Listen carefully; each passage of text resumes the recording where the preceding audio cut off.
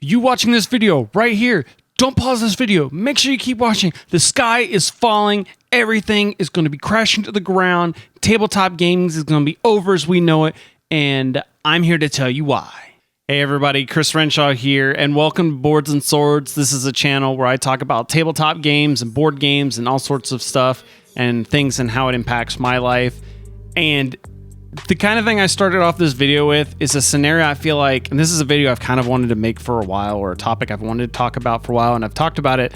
It seems like every now and then, all the big popular board game reviewers and media and publishers and stuff, they always like to talk about how the end is near, or the bubble is bursting, or you'll hear these topics about how we've been on this really big spike, but it can't ride forever. Sooner or later, it's gonna fall, and games are gonna go crashing to the ground.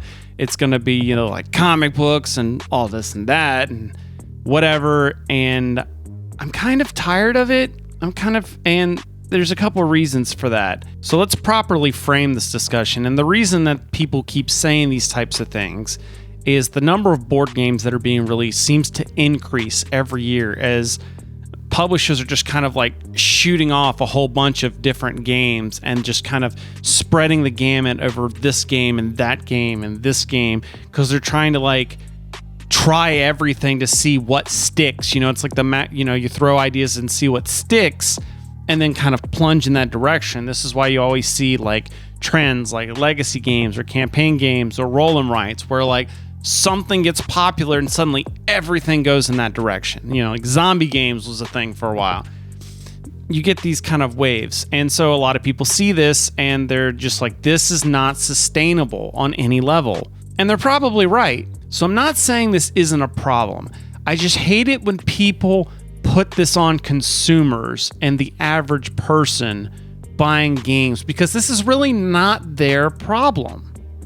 This is really a distributor and a publisher problem, but when they address this, they make it seem like it's our problem as consumers, that because we're not buying everything, that this is going to result in the downfall of the board game market. So because of that thinking, some reviewers get in the mindset of, well, I need to play everything because I need to weed down the mix, whittle things down for my listeners, my viewers, whatever, on what they need to be focusing on, but I can't do that unless I play the spectrum. I don't know how true that is, because over a while, you kind of, especially when you listen to somebody for a while, you can kind of determine what games a person is going to like more than others. And even as a reviewer, you determine, like, I'm more predisposition to like just about any sort of Fantasy Flight game or a Cthulhu game or a miniatures game, RPG, anything with those kind of factors, good chance I'm going to like it. So that means that, sure, I might not be playing every Euro out there, but somebody doesn't really want my opinion on what that Euro is, because it may not be for me, and they know I don't like it, so why would they want me to play that game just so they can hear me say they don't like it, because I already have a good idea. Whereas someone that likes an FFG or is also an FFG fan, they may be like, well, there's that new Arkham Horror, like for instance, Arkham Horror 3rd Edition came out last year. And it goes, well, I know Chris likes FFG games and I know he loves Arkham Horror. Where does this fit in with all the other Arkham Horror games and all the other Arkham Files games? And would I like this if I like those other games? Should I get this one over those games? Where does it fall? And that's the kind of information that I feel like we as reviewers need to be presenting to people. I apologize for rambling here, but here's like the big point. The overall, like the TLDR of this whole video, anything else, is let's assume that everyone's right and the games industry is going to collapse tomorrow. How does that affect the average consumer? It really doesn't. The average consumer probably has, the average board game consumer that's buying them all, they've already got a substantial library of games that they can play. Sure, they won't be getting new games, but there's plenty of games that'll last them for a good while. And even if there isn't a single game produced after tomorrow, aside from like Magic the Gathering, because that's a huge moneymaker, that'll probably still be going till we're all dead. Even if everything but Magic stopped. You could always learn to play Magic. It's not the answer. But there's still hundreds and thousands of games all over the place that you may have never heard of. You could spend the rest of your life only playing games that have come up until this day and still be playing new games to you all the time. That's just the way it is. So whenever you hear somebody say, "Oh my God, the board games are dying," tell them to go cry you a river. Yes, it is a problem for some people. Who's it a problem for?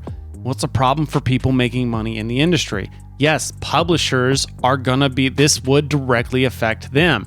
And there are a lot of jobs, a lot of people that are relying on that continual income. But that's not a problem that consumers need to be fixing. That's a problem for the publishers to be worrying about. And the good ones already are. And it's a problem for them to be fixing so that they can keep their industry going strong. Another person it affects is the people that make content for a living. Yes, this does affect them, because if the industry collapses, there's no new games or whatever, it would mean they're out of a job. And I feel like that's why sometimes you get some reviewers talking about this a lot, because it is their source of living. But there's not a whole lot that can be, like I said, that's again a problem for, publishers and distributors. And I don't know, sure, me sitting here from my seat, I don't know what to do as a consumer, but I'm sure there are other options out there for ways that content creators can still make a living in the gaming industry and, making content, but maybe it doesn't need to be pumping out a bunch of reviews. There's got to be other ways. If you look at the grand spectrum of things, D&D and RPGs make far less money than anything in the board game world. So I'm pulling a lot of numbers. I love reading the ICV2's internal correspondence. So you're going to be seeing me pull a lot of stuff from there. The tabletop gaming industry for the past couple of years has been doing about $1.5 billion in sales estimated. Of that $1.5 billion, only $50 million of that is related to role-playing games. That is a super small fraction of that are doing that. However, there are tons of people online making money, making livings, producing RPG content, both in the form of creating new books and in the form of creating content surrounding that. You got actual plays, you got this and that. Heck, there was that Critical Role animated fundraiser that did like a couple $1 million just to produce a cartoon about a game, or, a show about an RPG. So there are options out there. I'm not saying every board game content creator needs to start doing an actual play.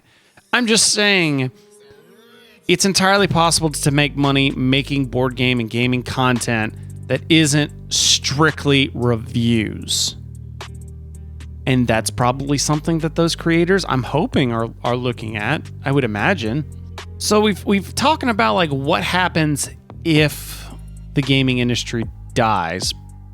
But is it really? And I don't think so. I think the gaming industry is maturing and entering a different phase, and all indications may be seeing that things are going to get more streamlined, but I don't know if it's necessarily collapsing. It may level out. And here's what I mean. Again, this is coming from ICV2's their latest internal correspondence, and that they were talking with a lot of game store owners, and they were talking about how, in the last year's version, they were talking about there were so many games, it was hard for stores to keep up with, and it was a problem all the creators or all the store owners were worried about. How do we stay on top of these things? And Then this year, when they were interviewing store owners, they said that what they did is they just had to be more curating their selection of, they may not have the hotness in immediately, but kind of filtering down to like what's going to sell at my store, and kind of, this game looks interesting. There's a lot of buzz going on this game, so we'll get in this game. So we'll get in select things, but we won't try and get in everything. And that's probably the way the industry needs to go. And you see publishers doing this as well. Several people, Fantasy Flight just did a AMA with their director where they're talking about they're not just going to keep churning out expansions for all their games, that they're going to look and see what sales support and then make expansions for those games. So it may be a little longer in the tooth getting those expansions because they're going to wait and see how sales do. I want to say it was AEG talked about they work to just kind of keep throwing stuff out. You see a lot, every now and then you see a lot of people that they're like, okay, we're not going to go wide on everything. Instead, we're just going to focus our energy and just put out a couple of games. You know, Stonemaier does this. They may put out like 2 games a year, but they're huge hits. Days of Wonder does this, where they only put out a couple of games, but they're usually really good. And I feel like we had to get through the kind of like spreading the gap, because we're kind of feeling out the edges of the industry and we're seeing what people are liking, what people are interested in, so that then companies know where they need to be focused on, what games are people enjoying. And I feel like the best allegory to this is to look at the comic book industry. The comic book industry, I don't have numbers to back up this one, but I have a feeling it does far less than the board game industry, and it's still going pretty strong. It's only got really, I mean, if you look at it, it's mainly 2 companies, Marvel and DC, and then you've got a whole bunch of other indies that usually don't add up to anywhere near. So it's like Marvel, and then you got DC, and then kind of down here is like Image, Dark Horse, everything else. Again, I'm just kind of making this up as I don't have any facts to back up this portion. But they're still publishing out content and doing things. Granted, there's a lot of people always talking about comic life is grim and that sort of thing, but I have a store that's up in Annapolis that I love to go and support. It's called Third Eye Comics, and it's great. And in a time where you hear a lot of comic shops, just like you hear about board game shops that, you know, they're trying to do the thing, then they close up, they can't support it, it's a failing. This store has exploded. They've, in the past 10 years that I've been kind of going back and forth up there to do it, they've moved from their initial location to about 3 other different locations, each one getting bigger than the previous store, to where now they're in a huge warehouse. They spun off their games and stuff into like a separate game shop. And not only that, they even have branches now to where there's actually a version of the store that's closer to where I live personally, so I don't have to go all the way up there to support the store. There's now even a Third Eye Comics in Richmond. So in an era where a lot of comic shops are shrinking or struggling to maintain themselves, this is a store that's exploded. And why? You could say it's in a popular area, but it's been expanding to areas that maybe aren't as huge and popular. The difference is that the people know their stuff. They're very, very well versed in all the different comics, and they're super helpful. They've got great incentives to kind of keep you coming back to the store. They're all the time bringing in different comic creators and hosting events, and they're all the time just doing things to bring you into the store. And those are the kind of things that, you know, game store owners and publishers and those kind of things need to be doing. But the reason I brought up comics is that just like in comics, or just like in games, there's a crap ton of comics, and the big store sure might carry a whole lot, but some of the stores like the one near me, they don't have the store space to carry everything. So what do they carry? A lot of the Marvel stuff, a lot of the DC stuff. What are the indie comics they're getting in? They're looking at reviews. They're looking at the creators on those comics. Are these people that have done good work in the past? Are these new people but have gotten a lot of buzz? Is this a good writer that's done other books but is now pivoting into comics? Those sort of things. They're not carrying in every single Dark Horse title, every single Dynamite Entertainment, aside from like the larger store where they have the space, but in my local shop, that's what I'm talking about. And that's what I think, that's where we're getting at with game publishers. And yeah, it kind of sucks for some of these smaller creators, but that's where Kickstarter comes in. That's kind of the point of Kickstarter, is to be able to bring out those things.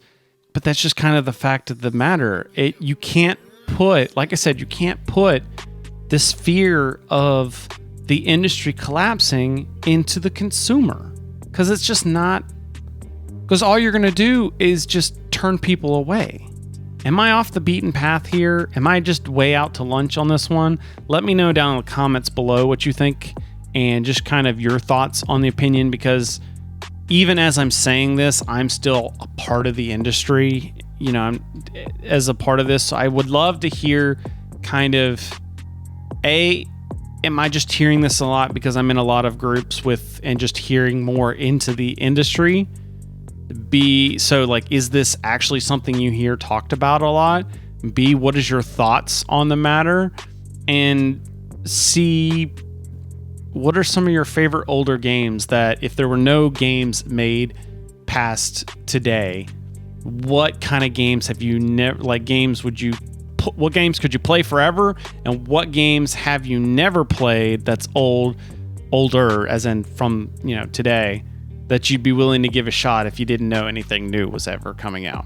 Make sure you let me know those comments down below, because you get entered to win for a chance to win some free dice, just like Michael R., who won for our Funko First video. So Michael R., make sure you send me an email, chris@boardsandswords.com, so I can get those sent out to you. Make sure you include your address.